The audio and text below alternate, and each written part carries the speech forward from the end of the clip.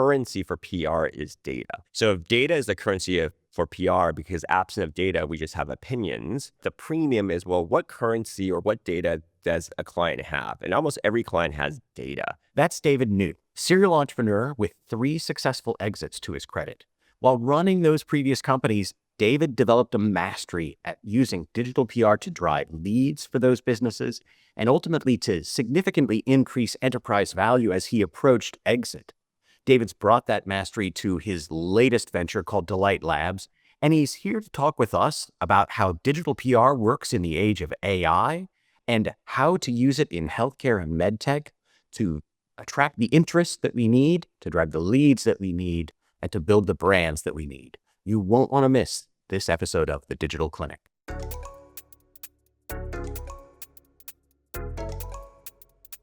Tell me the story of buying a one-way ticket to New Zealand.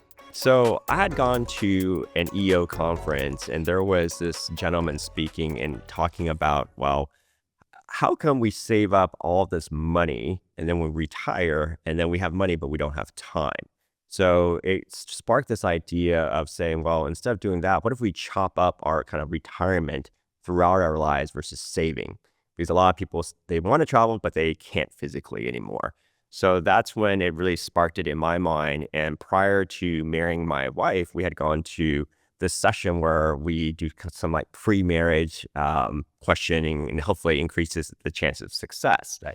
And one of it was, well, what are your dreams in life? So we were asking each other, and one of mine I shared with her was like, I would like to take this career break instead of like just backloading it.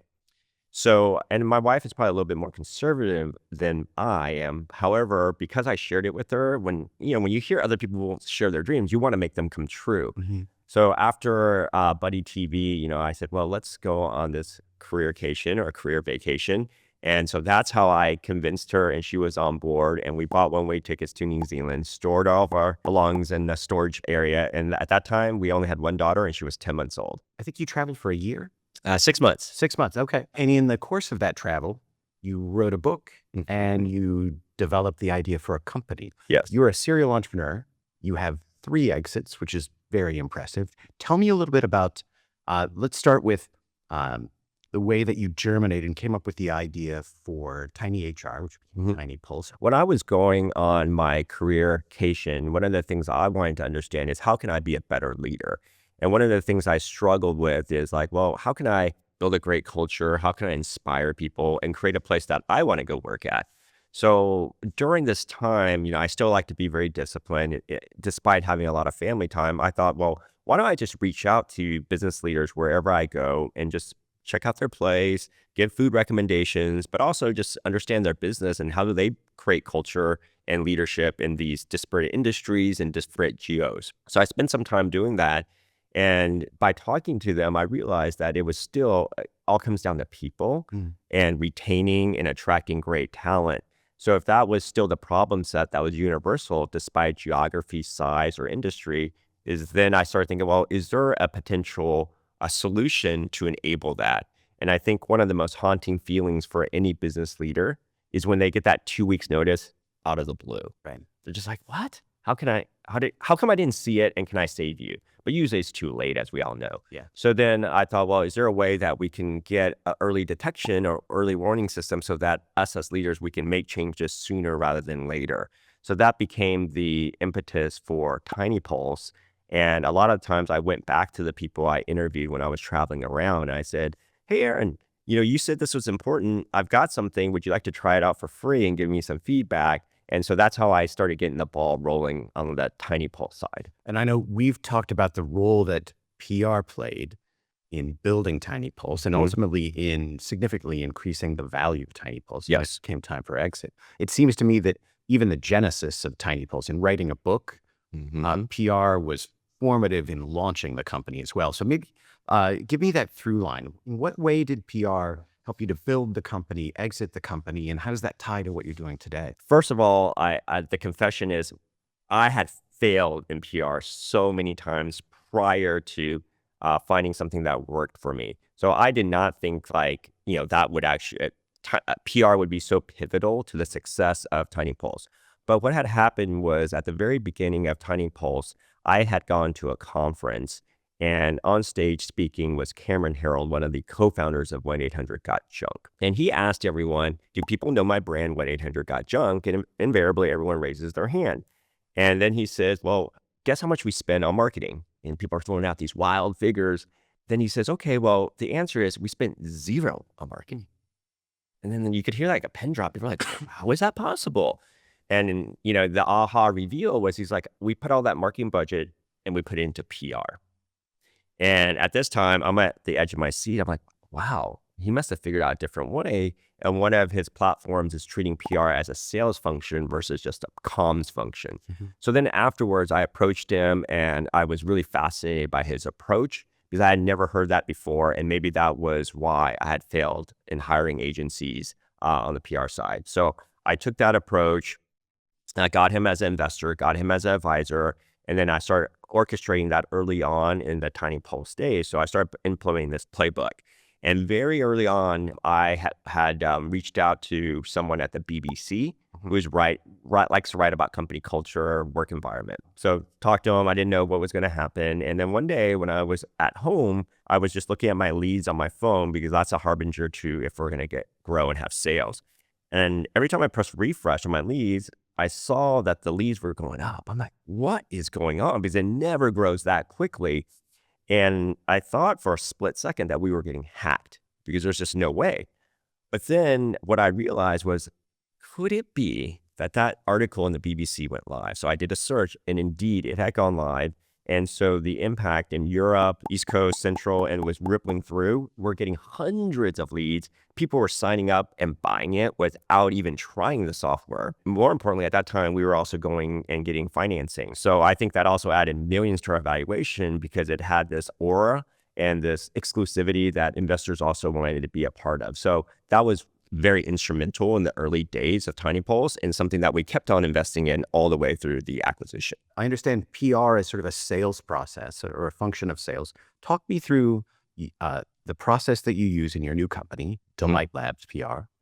Examples of early results that you've achieved? One of the things at Delight Labs and what we really focus on the PR side is one, we do want it to have the discipline of sales. So when we have hard numbers, we can debrief and figure out what's working in the funnel for campaigns. The other thing that we really think about is that the currency for PR is data. So if data is the currency of PR, because absent of data, we just have opinions, the premium is, well, what currency or what data does a client have? And almost every client has data, but it's about being smart about it, orchestrating it, digesting it, and having data points that you pitch to reporters and journalists and then they care about it because that's something they cover. Our first proof point client was in surrogacy. Because I had no idea if we just got lucky at TINYpulse or can we create that motion that we did in PR and apply it to other clients and get the same success rate. Right. Surrogacy is so crazy. I have no idea how that industry works, but if we can prove it for them, then maybe this Delight Labs approach has wheels. So we looked at their data, and one of the things is a lot of people have questions about surrogacy because one, it's very intensely personal. If you can't have a child and you want a child, it's usually costs a lot of money. And there's a lot of information asymmetry. Like people in the industry know a lot, but other people who've never done it before, they just don't know. So there's a lot of questions. So we looked at the top questions that people cared about. And then we said, well, what data can we have that you have that we can check off those boxes? So for example, how much does it cost? Is the cost going up? What's the inflationary pressures on surrogacy? How long does it take? The legalities of it. So then we created these reports like the state of surrogacy. And by using that, not only did we get press to cover it because they wanted the data points,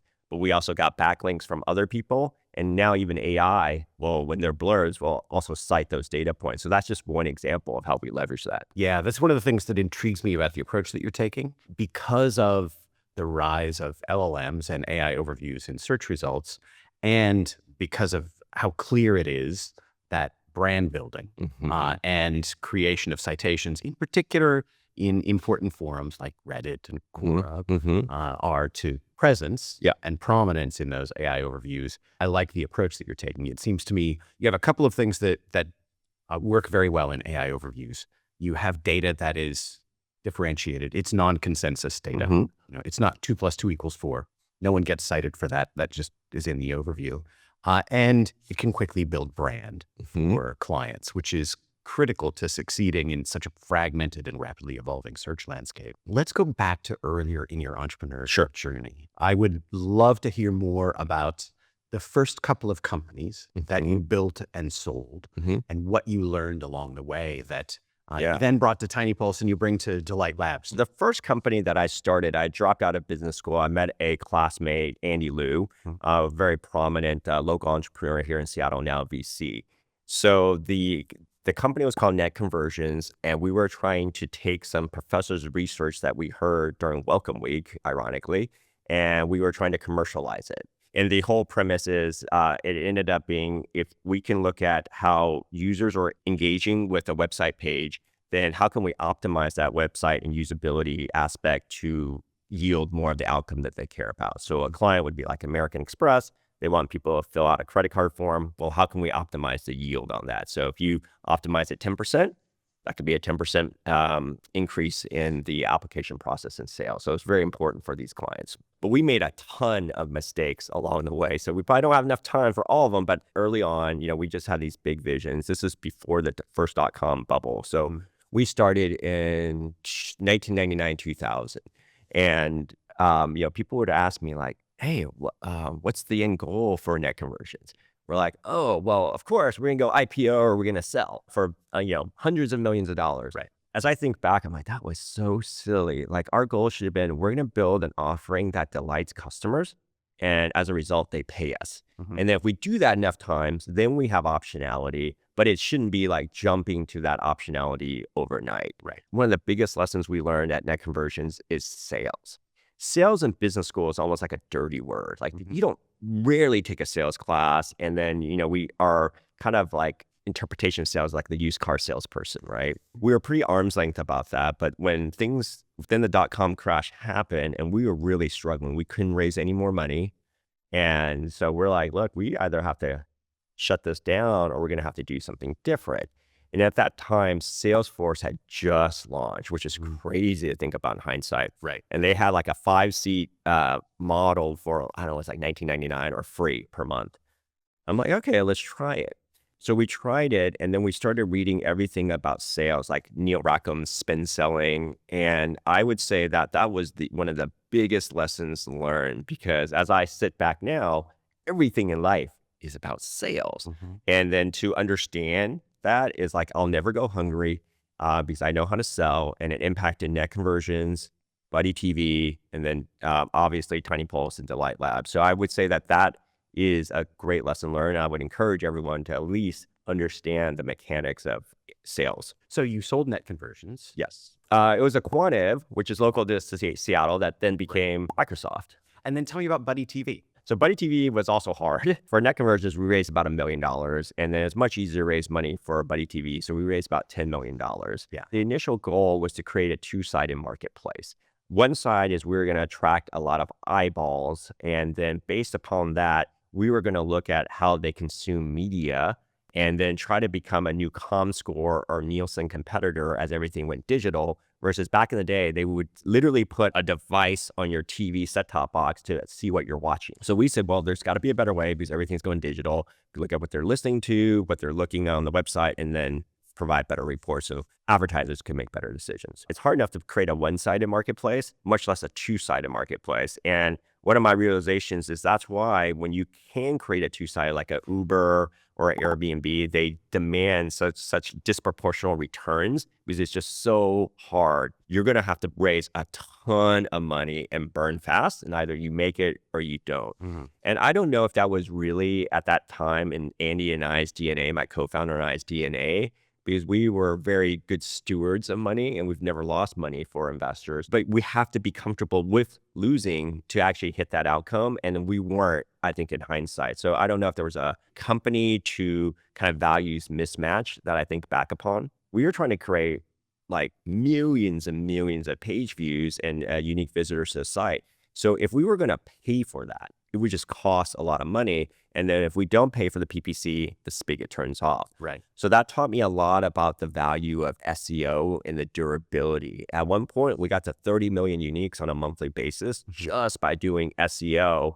And I think that also was maybe the harbinger prior to TinyPulse about, well, how PR, SEO, and this organic is just so important to companies in terms of control. They get to control that versus paying someone and really being the Googles and the AdSense controlling you based on your pocketbook. Most entrepreneurs would brag. Mm. They would tell a story about how they triumphed 3 times. Mm. You told a very transparent and objective and also, I think, introspective story about what went well and what didn't go well, which leads me to PR.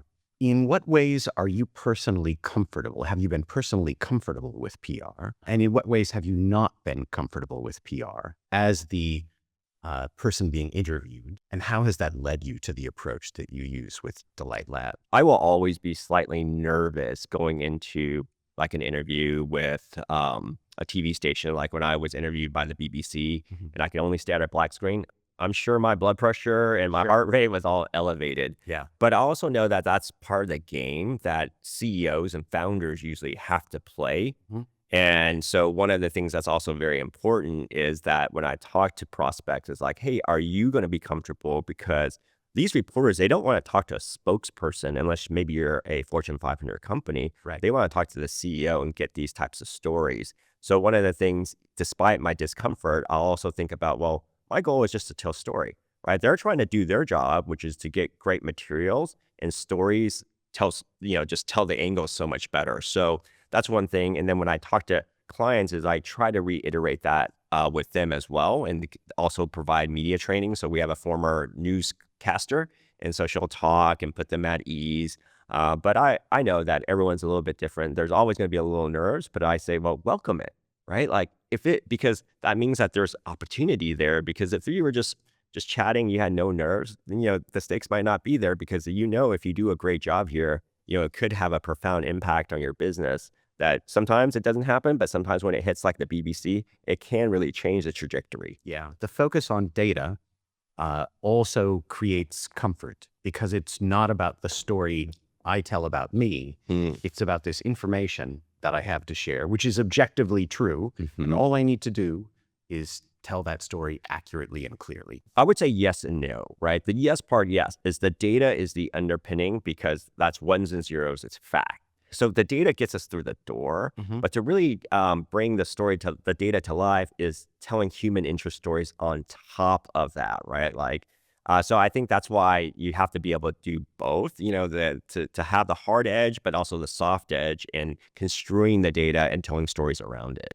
Starting with data and telling a clear story about data, rather than starting with a set of assertions about my product or my service or my background, is a much better foundation. Oh, 100%. Like put yourself in I remember Cameron said, put yourself in the shoes of a reporter. Well, first we're helping them do their job because they're very busy.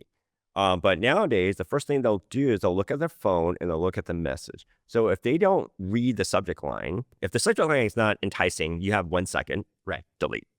Then you only have a few sentences if they open it to decide if they want to keep reading it and respond. Or they're going to delete. So part of that is do we have something unique in terms of data? So when you said, hey, I'm going to our product's the best products in sliced bread, delete. Right. But if you have data and then you tell the story, it's much more likely that you're going to earn the right to go to the next stage of their mental pipeline, which is oh, well, let me reply and let me learn more about this. You mentioned the power and the value of the organic traffic that you were able to generate first at Buddy TV and then at TinyPulse. I know that that is a part of the strategy with Delight Labs.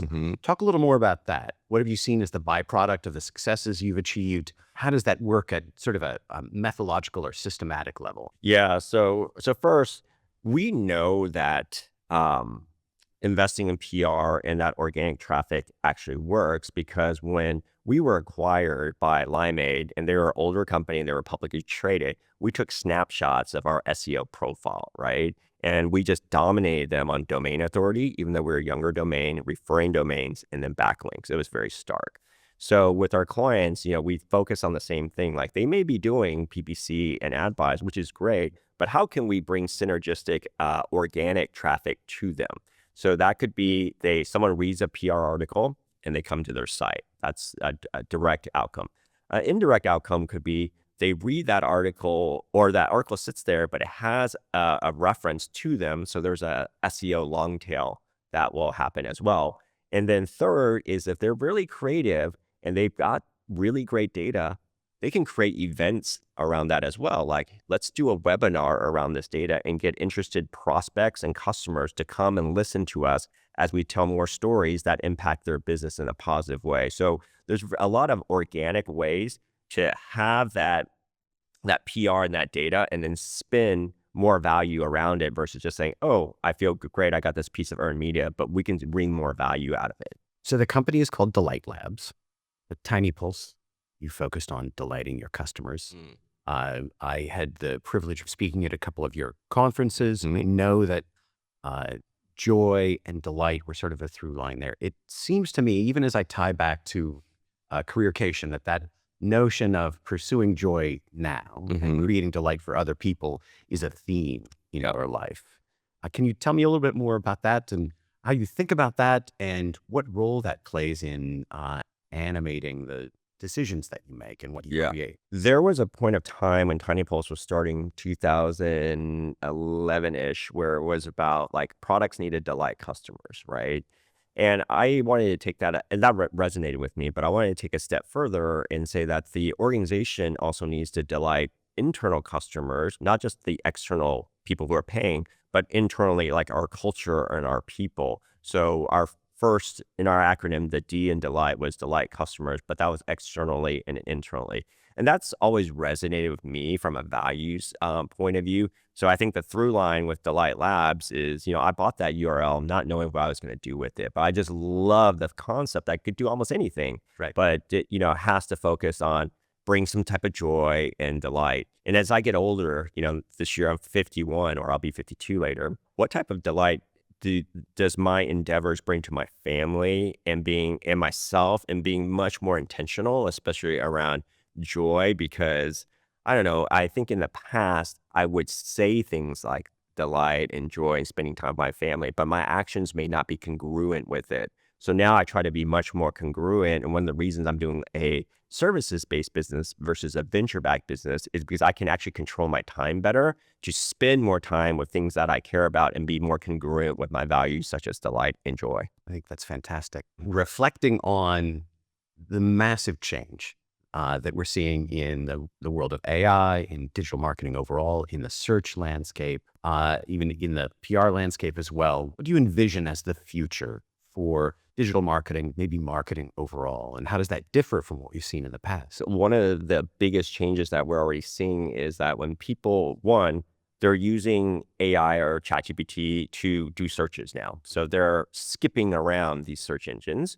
Or if you're doing search in a search engine, Google will give you that overview or that AI generated snippet. Right. So very less attribution to potential companies who want SEO versus that game in the past. With that, that means there's just going to be less traffic. And you have to have unique data. It's not 2 + 2 = 4, but there's something unique. Like the cost of surrogacy has gone up 17% from 55,000 to 62,000 or whatever the math is. Right. And then people are like, oh, well, now if I want to learn more, I can click on it. So we have to shoehorn our strategy to use that as a tailwind versus a headwind, because if we keep doing the same thing, we're just going to get pushed down. It'll be less relevant. So I think that data part will become more important. I think another part of digital marketing is the rise of, social. Like social was always important, but now we have these shards that are much more like siloed. And so someone might have 1,000 followers, but those 1,000 followers doesn't seem like a lot compared to millions, but those 1,000 really care about what he or she says and could be really targeted to my ICP, my ideal customer profile, who I want to get in front of. So if I am able to engage with them and they resonate with my offering and we can do something together, then I can actually reach my ICP who follows that person. So I also think that's going to be thinking about being creative to directly influence and reach my ICP versus just, paying for it in PPC, which is super important.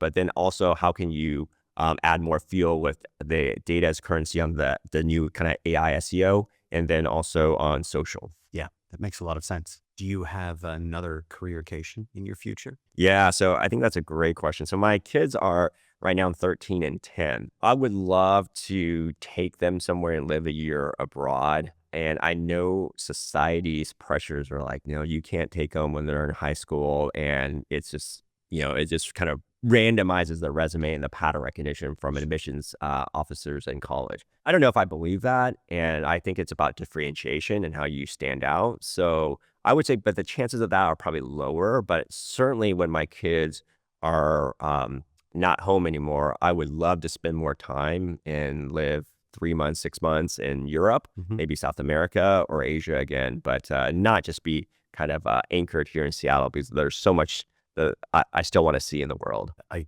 can certainly tell you from our experience that you can send your kids to school elsewhere, you can live elsewhere, and it turns out fine. Yeah. I have 2 daughters who are doing that. And in New Zealand, right? Yeah. Yeah. One who finished school in New Zealand, and we go to New Zealand tomorrow to take the other to school in New Zealand. Wow. Yeah. Yeah. So it's certainly possible. You made the statement, and I think it's true, that everybody has data. They don't realize that they have data. So, for example, if we think of healthcare organization, or in particular, let's say a medical device manufacturer, how should they think about data and data that becomes currency for PR in a context that has so much to do with patient privacy? I think in the context of a medical device, there is this whole underpinning of what you can and cannot disclose because of patient privacy. So that's when I think they really need experts to help them, because it's not like you hire some intern or data scientist and he or she just creates this magical report. No, it takes a lot of refinement and an at-bats and then pitching it to journalists and getting feedback and knowing what you can and cannot share.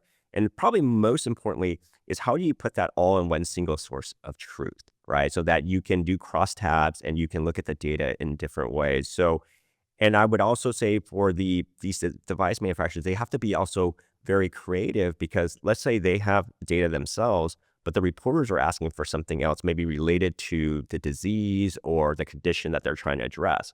Well, if you don't have this data, you can also hire a firm to do research, and then you can augment the data store that you already have, and you can make it more rich and provide that texture and the human interest stories that can build on top of the data set that you have. And I think that's where it gets very interesting, is because, how can you differentiate yourself so that these reporters will cover you more, and then you're building your brand slowly over time? I think it's important to keep in mind that what's interesting journalistically actually is not private information. It's aggregated trend information. Yes. It's about changes societally, changes in behavior in the aggregate, which, as you said, can be made readily available by some combination of anonymized data, first-party data that an entity has available to it, augmented by what you might purchase or source through your own research. Yeah. And, here's a great example of using social is, for example, I'll just make this up. Someone's getting a knee replacement.